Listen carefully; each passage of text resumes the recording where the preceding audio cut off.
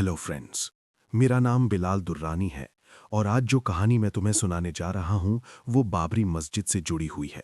लेकिन इस तरह की तुमने पहले कभी सुनी नहीं होगी, क्योंकि जो उस रात हुआ वो ना अखबारों में लिखा गया, ना फाइल्स में मिला, और ना ही आज तक किसी ने खुलकर बोला। ये बात है उस वक्त की जब बाबरी मस्जिद को गिराने की कोशिश की जा रही थी। माहौल गुस्सा, नफरत और शोर से भरा हुआ था। हजारों लोग, नारे, पुलिस, लीडर्स, और उन सब के बीच वो पुरानी मस्जिद जो बिल्कुल खामोश खड़ी थी, जैसे सब कुछ देख रही हो, जैसे सब कुछ सुन रही हो। लोग कहते हैं पत्थर की इमारत को दर्द नहीं होता, लेकिन उस दिन जो हुआ उसके बाद ये कहना मुश्किल हो जाता है। रात का वक्त था। दिन भर की कोशिशों के बाद फैसला हुआ कि अब भारी मशीनें लगाई जाएंगी। दो बड़ी बड़ी मशीनें आईं। उनकी लाइट्स अंधेरे को चीर रही थीं, जैसे किसी जंग का आखिरी फेज शुरू होने वाला हो। पहली मशीन का ड्राइवर था राघव, करीब 40 साल का, सालों से हैवी मशीनरी चला रहा था। दूसरी मशीन का ड्राइवर सलीम था, ज्यादा बात नहीं करता था, लेकिन अपने काम में माहिर माना जाता था। जैसे ही पहली मशीन आगे बढ़ी, मस्जिद की दीवार से टकराई, अचानक हवा में अजीब सी ठंडक भर गई। लोगों ने सोचा शायद रात ज्यादा गहरी हो रही है, लेकिन मैंने जो महसूस किया वो सिर्फ ठंडक नहीं थी, वो एक बोझ था, जैसे हवा भारी हो गई हो। मशीन ने दोबारा जोर लगाया और तब अचानक उसका इंजन खुद ही बंद हो गया। ड्राइवर ने गाली दी, दोबारा स्टार्ट करने की कोशिश की, लेकिन मशीन जैसे जम गई हो। लाइट्स ऑन थीं, इंजन की आवाज आनी चाहिए थी, लेकिन सब कुछ बेजान। टेक्नीशियंस आए, वायर्स चेक की, फ्यूल देखा, सब ठीक था, फिर भी मशीन आगे नहीं बढ़ी।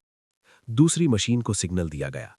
सलीम ने जैसे ही अपनी मशीन को चलाया, उसके कान के पास किसी ने धीरे से कुछ फुसफुसाया।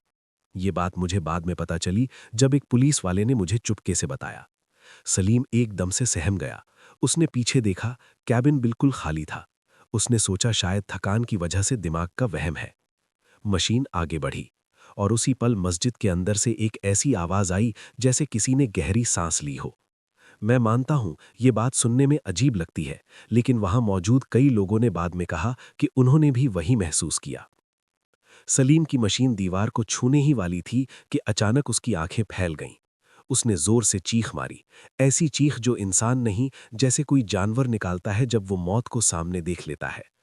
अगले ही पल मशीन के कंट्रोल्स अपने आप हिलने लगे, जैसे किसी और ने हाथ रख दिया हो। और फिर साइलेंस। मशीन रुक गई, बिल्कुल डेड।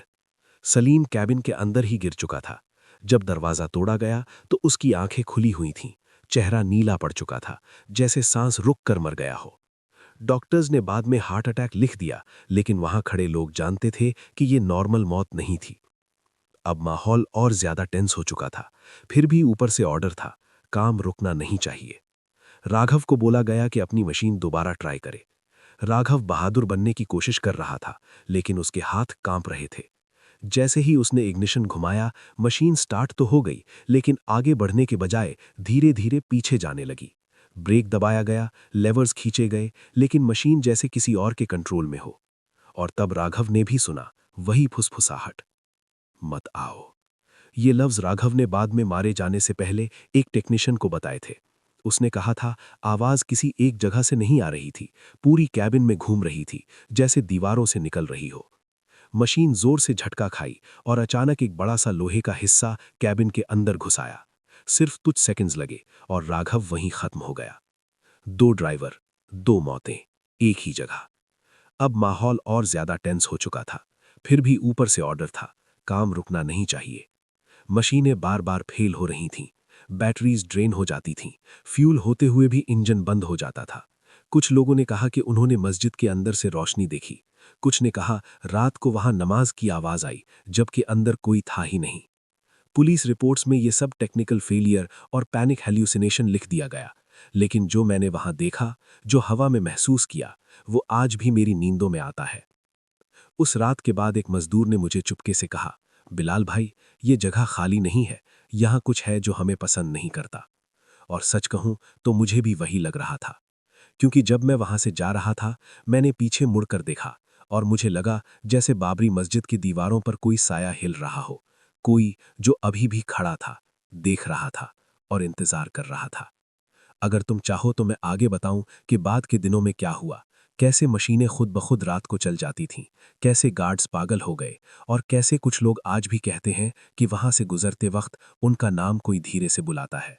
उस वक्त मुझे ये सिर्फ एक मजदूर की बात लगी थी, लेकिन जब मैं उस जगह से निकलकर कुछ ही कदम आगे बढ़ा तो मुझे भी महसूस हुआ कि जैसे पीछे से किसी ने मेरी पहचान के साथ मुझे पुकारा हो। बिलाल। आवाज ना तेज थी, ना डरावनी, बल्कि इतनी नॉर्मल, इतनी अपनी, जैसे कोई पुराना दोस्त अंधेरे में बुला रहा हो। मेरे कदम वहीं जम गए। मैंने खुद को समझाया, थकान है, दिमाग खेल रहा है। लेकिन जब मैंने पलटकर देखा तो मेरे सीने में एक अजीब सी ठंडक उतर गई। मस्जिद के अंदर कोई नहीं था, लाइट्स बंद थीं, फिर भी मुझे लगा जैसे अंदर से कोई मुझे देख रहा हो। मैं वहां से निकल आया, लेकिन उस रात मैं सो नहीं पाया। हर बार आंख बंद करता मुझे वही आवाज सुनाई देती। और सिर्फ मेरी नहीं, अगली सुबह पता चला कि रात को ड्यूटी पर खड़े 2 गार्ड्स ने अपनी पोस्ट छोड़ दी थी। एक सुबह मिल गया, बिल्कुल चुप, आंखें पथराई हुईं। दूसरा कभी मिला ही नहीं। गार्ड जो मिला, उससे जब बात करने की कोशिश की गई तो वो सिर्फ एक ही बात बोल रहा था। वहां अंदर से लोग नमाज पढ़ रहे थे, लेकिन सजदा करते वक्त उनके चेहरे जमीन की तरफ नहीं, मेरी तरफ थे। इस बात पर सीनियर ऑफिसर्स ने उसे पागल करार दे दिया। मेडिकल रिपोर्ट में लिखा गया, एक्यूट स्ट्रेस हेलुसिनेशन। फाइल बंद। लेकिन रात के वक्त मशीनों का खुद ब खुद चल जाना, ये फाइल में नहीं आया। एक इंजीनियर ने मुझे बताया कि आधी रात को जब पूरा एरिया खाली होता था, तब एक मशीन का इंजन स्टार्ट हो गया। न ड्राइवर, न की, न पावर सप्लाई, सिर्फ एक चीज चल रही थी, मशीन का आर्म, जो धीरे धीरे मस्जिद की तरफ उठ रहा था। और फिर अचानक रुक गया, जैसे किसी ने पकड़कर हाथ नीचे कर दिया हो। उसी रात एक टेक्नीशियन ने चीख मार दी।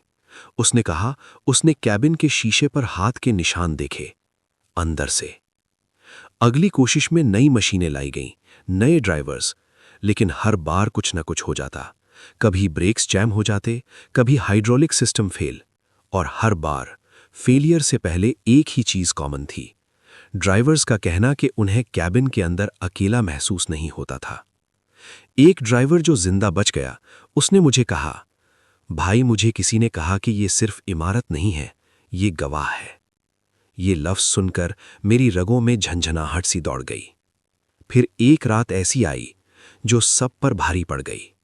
बारिश हो रही थी, हल्का हल्का पानी, मिट्टी की खुशबू और हवा में अजीब सी भरी हुई उदासी।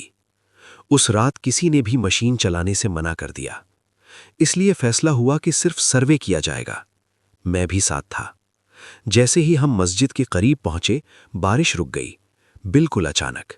आसमान में बादल थे, लेकिन एक बूंद नहीं गिर रही थी। और तब आजान की आवाज आई, बिल्कुल साफ, बिल्कुल वाज़ेह, अल्लाहु अकबर। सब एक दूसरे को देखने लगे। किसी ने स्पीकर नहीं लगाया था, इलेक्ट्रिसिटी नहीं थी। फिर ये आवाज कहां से?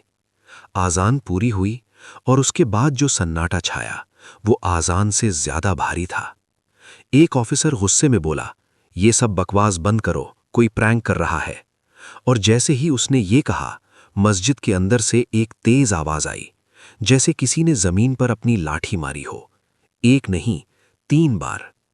तब मुझे पहली बार सच में डर लगा, वो डर जो हड्डियों के अंदर तक उतर जाता है। उस रात के बाद कई लोगों ने वहां आना छोड़ दिया। कुछ ट्रांसफर ले गए, कुछ ने रिजाइन कर दिया। लेकिन कहानी यहीं खत्म नहीं हुई, क्योंकि सबसे खौफनाक चीज अभी बाकी थी। एक बूढ़ा आदमी जो शहर के बाहर रहता था, एक दिन अचानक आया। उसने कहा, मुझे बुलाया गया है। जब पूछा गया किसने, तो उसने मस्जिद की तरफ इशारा किया और बोला, जो यहां पहले थे। उस बूढ़े ने बताया कि ये जगह सिर्फ पत्थर और चूना नहीं है, ये यादों से भरी हुई है। और जब यादों को तोड़ने की कोशिश की जाती है, तो वो यादें जिंदा हो जाती हैं। उसने एक बात और कही, जो मुझे आज तक चैन से जीने नहीं देती। जो गिराने आते हैं, उन्हें लगता है वो कुछ मिटा रहे हैं, लेकिन असल में वो खुद लिखे जा रहे होते हैं। उसी रात एक और ड्राइवर की मौत हुई। इस बार मशीन चली ही नहीं। ड्राइवर कैबिन में बैठा था, बिल्कुल ठीक। अगले पल वो ऐसे गिर गया जैसे किसी ने उसकी सांस खींच ली हो। डॉक्टर ने फिर वही लिखा, हार्ट फेलियर। लेकिन मैं जानता हूं, और शायद तुम भी समझ रहे हो, ये सिर्फ दिल का फेल होना नहीं था, ये किसी चीज का मना करना था। और कहानी अब और गहरी होने वाली है, क्योंकि जो लोग कहते हैं कि सब खत्म हो गया, वो ये नहीं जानते कि कुछ जगहें टूट कर भी खत्म नहीं होती। अगर तुम तैयार हो तो मैं आगे बताऊंगा कि कैसे एक रात मस्जिद के अंदर से रोशनी निकली, कैसे एक कैमरा ने वो चीज रिकॉर्ड कर ली जो कभी पब्लिक नहीं हुई, और कैसे मुझे खुद अपना नाम दोबारा सुनाई दिया, इस बार बिल्कुल मेरे कान के पास। मैं झटके से पीछे हटा, जैसे किसी ने वाकई मेरी गर्दन पर सांस छोड़ दी हो। मेरे कान जल रहे थे। सिर्फ आवाज नहीं थी वो, एक एहसास था, जैसे किसी ने मुझे पहचान कर, जानबूझकर इतनी नजदीक से पुकारा हो कि बचने का कोई रास्ता ना हो। बिलाल। इस बार आवाज में कोई नरमी नहीं थी। इस बार वो आवाज भारी थी, पुरानी, ऐसी जैसे सदियों से जमीन के नीचे दबकर बोल रही हो। मैं वहां अकेला नहीं था, मेरे साथ एक कैमरामैन था। नाम था इरफान। उसका काम था सिर्फ रिकॉर्ड करना, बिना सवाल पूछे। मैंने देखा कि जैसे ही आवाज आई, इरफान का कैमरा कांपने लगा। उसके हाथ हिल रहे थे। भाई, रिकॉर्ड हो रहा है? मैंने पूछा। उसने सिर्फ इतना कहा, मैं बंद नहीं कर पा रहा। कैमरा बंद नहीं हो रहा था। बैटरी फुल थी, लेकिन स्क्रीन पर अजीब सी लाइंस आ रही थीं, जैसे कोई पुरानी VHS टेप चल रही हो। और फिर स्क्रीन पर जो आया, उसने मेरी रीढ़ की हड्डी ठंडी कर दी। मस्जिद के अंदर रोशनी थी। कोई बल्ब नहीं, कोई टॉर्च नहीं, फिर भी एक नर्म सफेद सी रोशनी जो दीवारों से निकल रही थी। और रोशनी के बीच साए, इंसानी साए। वो खड़े नहीं थे, वो झुके हुए थे, बिल्कुल उसी तरह जैसे नमाज में लोग झुकते हैं, लेकिन उनके पांव जमीन को छू नहीं रहे थे। इरफान की सांस तेज हो गई। भाई, ये लाइव है? मैंने जवाब नहीं दिया, क्योंकि मेरे कान में फिर से आवाज आई, गवाह रहना भी जिम्मेदारी होती है। अगले ही पल कैमरे का स्क्रीन ब्लैक हो गया, बैटरी 0, कैमरा बंद, लेकिन रोशनी अभी भी अंदर थी। उस रात के बाद इरफान बदल गया। वो हंसना भूल गया। उसने कहा कि जब भी आंख बंद करता है, उसे वही साए दिखते हैं, लेकिन इस बार वो उसकी तरफ मुड़ जाते हैं। कुछ दिनों बाद उसने जॉब छोड़ दी। आखिरी बार जब मिला तो उसने बस एक बात कही, उन्होंने मुझे देख लिया है। अगली सुबह एक इंटरनल मीटिंग हुई। फैसला यह हुआ कि अब मशीनें नहीं, बल्कि मैनुअल डिमोलिशन की कोशिश होगी। लोग, हथौड़े, रस्सी, ज्यादा इंसान, कम मशीन। जैसे ही यह फैसला हुआ, उसी दिन एक अजीब चीज हुई। मस्जिद के करीब लगाया गया एक टेम्पररी मंदिर टाइप स्ट्रक्चर, जो रात में बिल्कुल शांत रहता था, वहां से घंटी अपने आप बजने लगी। कोई हाथ नहीं, कोई हवा नहीं, सिर्फ घंटी। और उसके बीच बीच में एक आवाज जो घंटी जैसी नहीं थी, रोने जैसी। एक पुजारी ने कहा, यह जगह 2 चीजों को एक साथ बर्दाश्त नहीं कर सकती। उस रात पहली बार मुझे सपना आया। मैं मस्जिद के अंदर खड़ा हूं, बिल्कुल अकेला। दीवारें साफ हैं, खून नहीं, टूटी हुई नहीं, और सामने मेहराब के पास एक बहुत बुजुर्ग शख्स खड़ा है। सफेद लिबास, चेहरा साफ दिख नहीं रहा। वो कहता है, तुम लिखने आए हो? मैं बोलता हूं, मैं सिर्फ देख रहा हूं। वो मुस्कुराता है, देखना भी लिखना होता है। मैं घबरा कर उठ गया, पसीने में भीगा हुआ, और उठते ही मुझे पता चला कि उसी रात 3 मजदूर भाग गए थे। उन्होंने कहा था कि जब वो रस्सी बांध रहे थे तो दीवार गर्म हो गई थी, जैसे जिंदा जिस्म। अगली कोशिश में एक मजदूर ने हथौड़ा उठाया, बस उठाया ही था, मारा नहीं था, और मस्जिद के अंदर से एक तेज चीख आई। ये चीख किसी औरत की नहीं थी, किसी मर्द की नहीं थी, ये चीख जगह की थी। मजदूर बेहोश हो गया, जब होश आया तो सिर्फ एक ही बात बोलता रहा, वो टूट नहीं रही, वो मुझे देख रही है।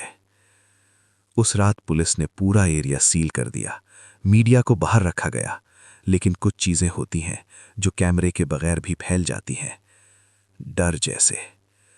लोग कहने लगे कि रात को वहां से धुआं उठता है लेकिन आग नहीं होती, कभी कभी जमीन हिलती है लेकिन भूकंप रिकॉर्ड नहीं होता, और सबसे अजीब बात यह कि जो भी ज्यादा देर तक मस्जिद की तरफ देखता वो अपना वक्त भूल जाता। एक कांस्टेबल 3 घंटे तक एक ही जगह खड़ा रहा। जब हिलाया गया तो बोला, आजान खत्म होने दो। कोई आजान नहीं चल रही थी। मैं समझ गया था कि ये कहानी सिर्फ मशीनों, मौत या पॉलिटिक्स की नहीं है। ये कहानी याद, गवाही और जिद की है, और जब तक कोई जगह अपनी कहानी खुद सुनाने पर आ जाए तब तक उसे कोई चुप नहीं करा सकता। और अब जो होने वाला था वो सिर्फ वहां मौजूद लोगों ने नहीं देखा, उससे पूरी शहर की हवा ने महसूस किया, क्योंकि अगले दिन सुबह मस्जिद के करीब लगे सारे क्लॉक्स एक ही वक्त पर रुक गए।